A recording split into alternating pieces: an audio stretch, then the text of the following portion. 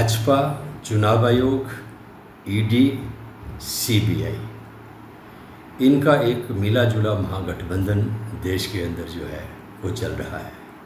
चुनाव आयोग, ED, CBI और कुछ अन्य संस्थाएं ही हैं जिनके सहयोग से, जिनकी मदद से, जिनकी बेईमानी से भारतीय जनता पार्टी और नरेंद्र मोदी सत्ता पे आसीन बार बार होते जा रहे हैं। चुनाव आयोग की कार्यप्रणाली को लेकर जो तथ्य उजागर हुए हैं, उन तथ्यों ने पूरी तरह से ये स्थापित कर दिया कि देश के अंदर देश की जनता की जो भावना है, देश की जनता का जो सरकार चुनने का अधिकार है, उस अधिकार का दमन हो रहा है, उस अधिकार की हत्या हो रही है और जनता का जो वोट है उसको चोरी किया जा रहा है और उस वोट की चोरी करके जो है भाजपा और नरेंद्र मोदी को सत्ता के सिंहासन पर बिठाने का काम जो है वो किया जा रहा है।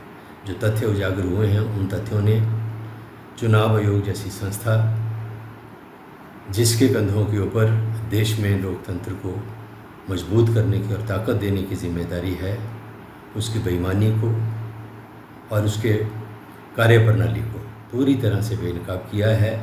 और ये देश के लिए बहुत दुर्भाग्य का एक पहलू है कि देश में सरकारें जो हैं, चाहे वो राज्य सरकारें हों, चाहे केंद्र की सरकार हो, वो जनता के मत से नहीं बल्कि मत की चोरी करके जो है वो देश के अंदर बनाने का काम।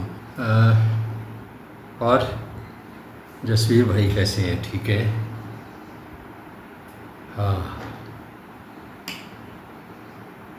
बस ठीक है। अब चुनावों की चोरी चल रही है देश में।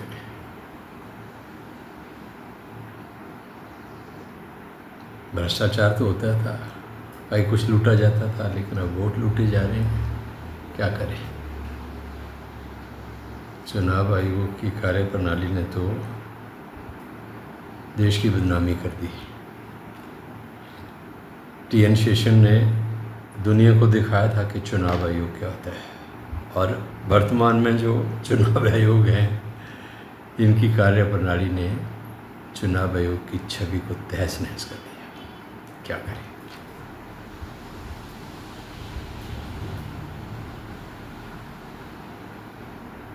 ये जो सुप्रीम कोर्ट के चीफ जस्टिस को इस सरकार ने सिलेक्शन पैनल में नहीं आने दिया, इसके पीछे यही कारण रहा कि उनको पता था कि अगर लीडर ऑफ अपोजिशन हो गया और चीफ जस्टिस भी इसमें हो गए तो प्रधानमंत्री हुए, 3 का पैनल हुआ, तो ये मनमानी नहीं कर पाएंगे, मेरिट भी होगा। उसके पीछे मंशा यही थी कि ये चुनाव आयोग अपनी इच्छा के अनुसार इस्तेमाल करना चाहते थे। चलो ठीक है।